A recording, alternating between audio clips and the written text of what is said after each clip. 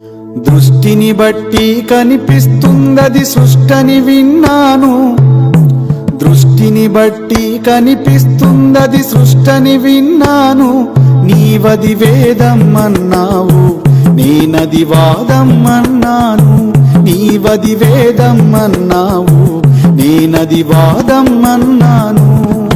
సంకలోన ఒక జోలే బట్టి పసి కందుకేక పెడితే నీవది గేయం అన్నావు, నేనది గాయం అన్నాను. బల ప్రదర్శన కోసం ఒకడు బాంబులి సురుతుంటే నీవది శౌర్యం అన్నావు, నేనది క్రౌర్యం అన్నాను.